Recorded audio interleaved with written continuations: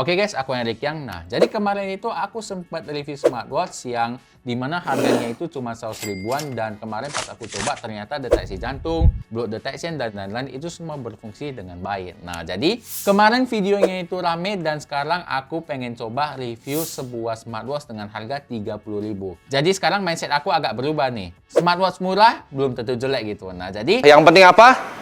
Betul, genset. di sini kita sudah hadirkan satu barang, yaitu sebuah smartwatch yang ringan kali kok kita tengok ya. Aku nggak tahu ini berfungsi atau enggak. Jadi sekarang langsung aja kita sikat dan kita tengok, bos. Oke, jadi barangnya udah ada di sini dan langsung aja kita buka, dan aku sekarang cari pisau. Nah, jadi cuternya udah ada di sini dan langsung aja kita buka. Ini harga 30 ribu, jadi ngasal aja bukanya. Nah, langsung nampak produknya. Dan barangnya adalah ini, dan ini ada apa? Bonusan atau apa ini nggak tahu. Ada plastik apaan nih? Di sini dalamnya nggak ada lagi, karena nggak ada lagi buang aja. Oke, nah dan kemudian ini buang aja, nggak ada apa-apa. Jadi produknya adalah ini cuy. Nah, ini adalah smart bracelet. Apa sih? Terserah kalian mau apa. Nah, pokoknya smart katanya di sini. Your heart sweet. Nah, aku nggak punya bahasa Inggris. Orang Swiss bilang Nggak bisa bahasa Inggris. Kemudian kalau kita lihat di bawah sini ada deteksi jantung, suhu badan, kalori, running, dan juga di sini ada maps kalau misalnya kalian kemana-mana gitu ataupun kalian olahraga, dia bisa nampilin maps, dan kemudian di sini bisa telepon. Hah? 30 ribu?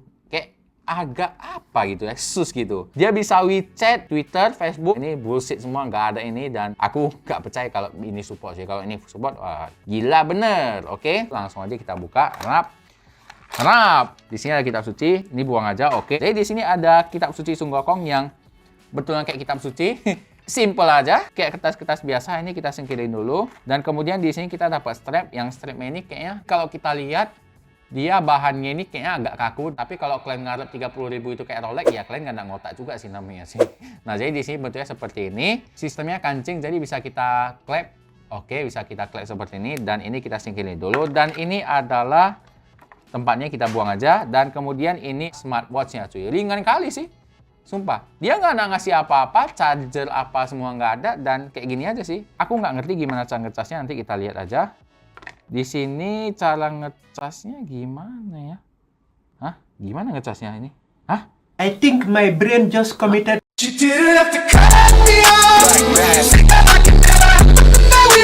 Ini casnya gimana ya? Soalnya ini chargingnya dia kayak gini loh. Nah, ini apaan, Cok?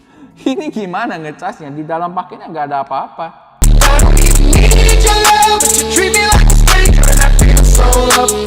Ini gimana ngecas ya, sumpah? Aku nggak tahu nih. Nah, jadi ini adalah produk yang sama, Y68. Nah, jadi kemarin aku nggak sengaja kebeli dua di toko yang berbeda ya. Ini harganya kalau nggak salah lebih mahal sih. Nah, ini dia tipenya sama, dan kita buka aja. Aku mau tengok isi dalamnya gimana. Ini langsung kita unboxing lagi kayaknya. Lah, sama aja. Sekarang cara pakainya gimana cuy? Aku baca buku panduan dulu deh, sumpah. Nah, jadi aku baru tahu cara ngecas ya. Cara ngecasnya itu rupanya, nah ini kepala charger. Kita langsung colok di sininya. Nah, yaudah. Jadi cara casnya kayak gini. Astaga, aku kira tadi nipu atau gimana cuy, sumpah. Kok nggak ada lah chargernya, lupa aku yang goblok gitu. Nah, jadi caranya seperti ini, dan ini aku stop dulu videonya bentar karena aku mau ngecas di sampai penuh dulu, dan kita lihat gimana cara pakainya cuy. Nah, jadi aku udah pakai smartwatch dari Y68 ini selama beberapa hari, dan saatnya kita masuk ke cara pairingnya. Walaupun harganya 30 ribu, rupanya aku terkejut ini bisa dipairingkan ke handphone kalian. Nah, caranya seperti ini, tapi terpenting aku mau kasih tahu dulu bahwa cara pakai smartwatch ini adalah dia cuma punya satu tombol, ya tombolnya itu ada di sini di bawah. Nah, kalian nampak di sini ada bekas seperti titik lubang ini. Nah, itulah tombolnya. Nah, ini tombolnya. Nah, jadi caranya itu adalah di sini kalau kita mau nengok menu-menu yang tersedia. Yang pertama di sini ada menu tampilan awalnya.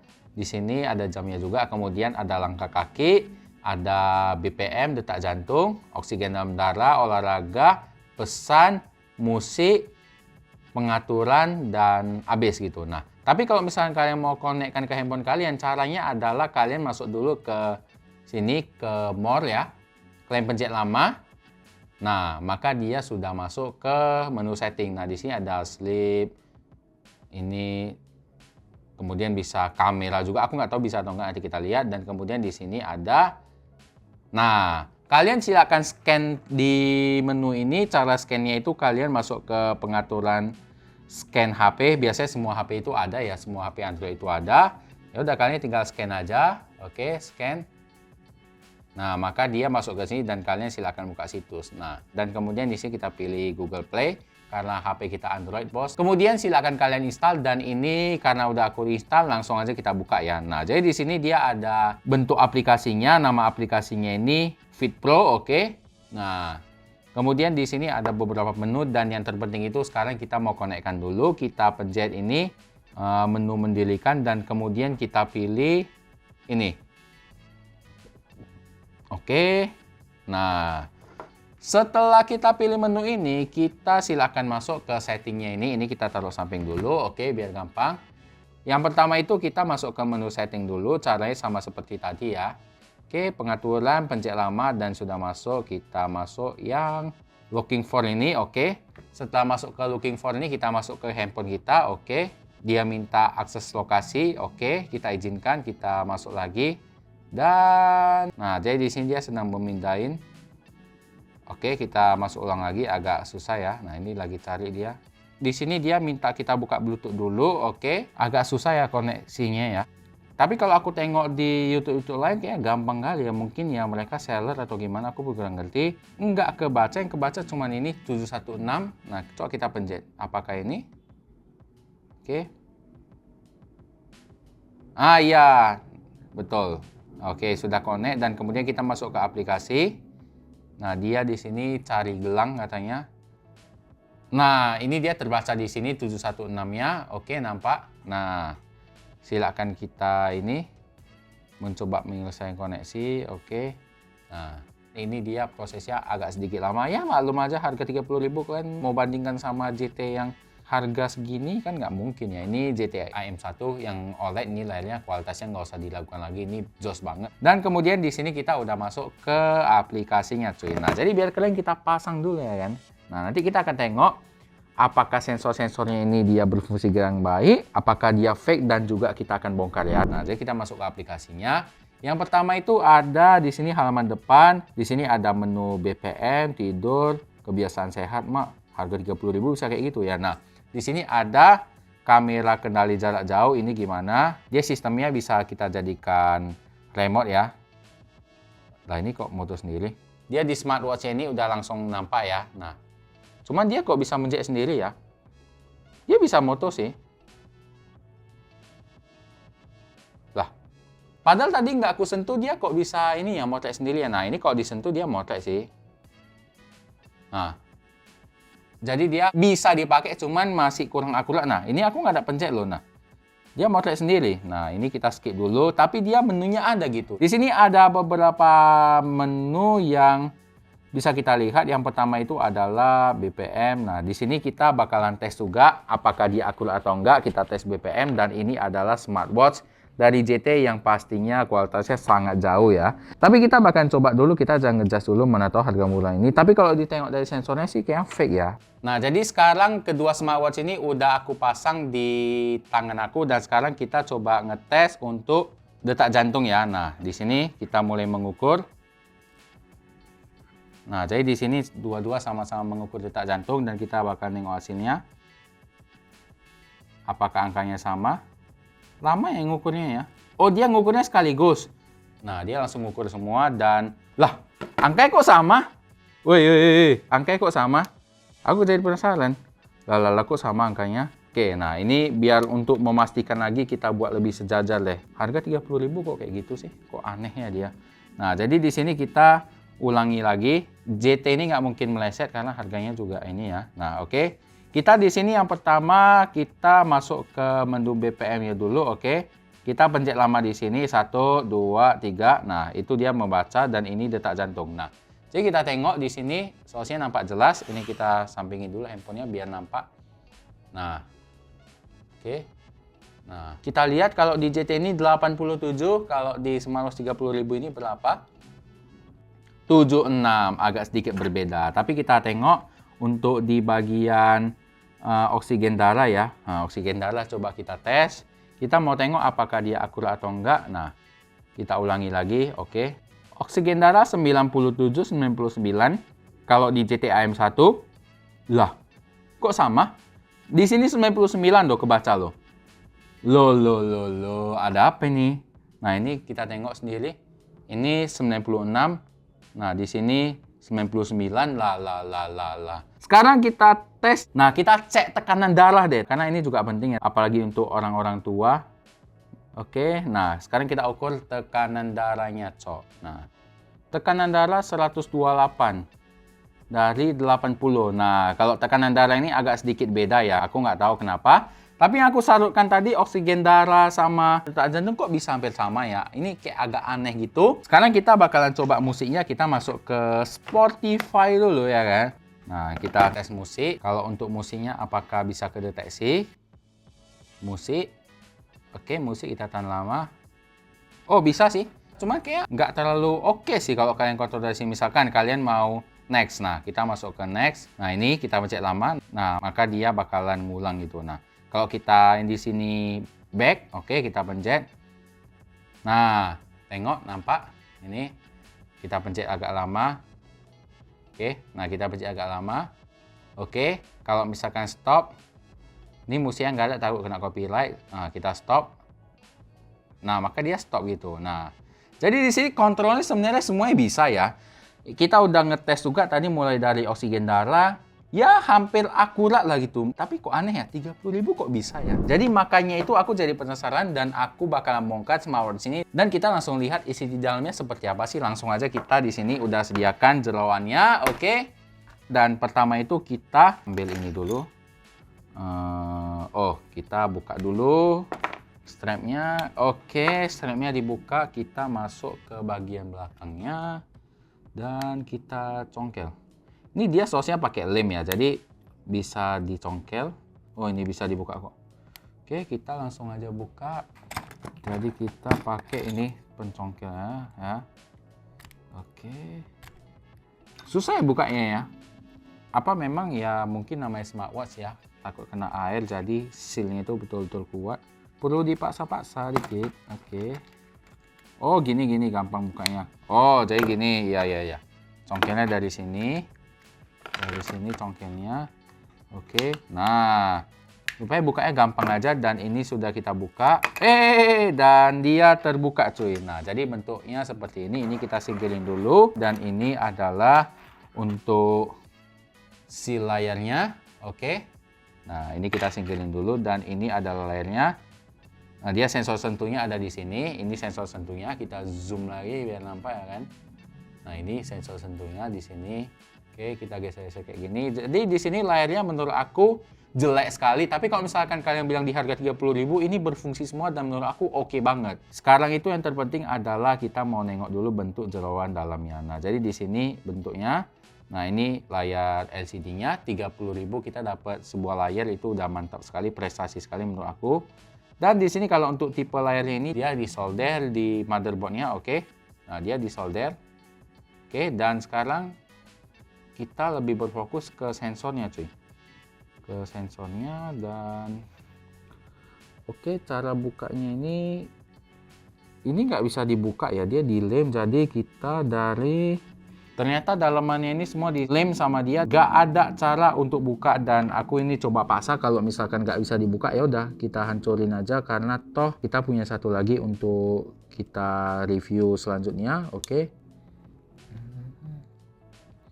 Aduh, oke. Kita paksa buka dan ternyata dia terbuka. Oke.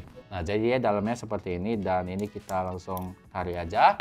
Untuk mempermudah ini aku zoom. Nah, jadi ini kita lihat untuk isi jeroannya. Nah, ini kamera ada aku zoom in dan isinya seperti ini cuy. Nah, jadi untuk tombol apanya itu dia tinggal kita pencet-pencet gini aja dan dia sangat sensitif. Dan kemudian di sini ada baterai kecil yang kita keluarin aja. Oh, sensornya ternyata ada. Nah, dia bentuk sensornya seperti ini dan kita langsung aja buka ya. Buat kalian yang ngerti barang elektronik, kalian silahkan komen supaya kita pun lebih pintar ya, karena aku bukan sarjana elektro ya. Nah, jadi di sini dia sensornya.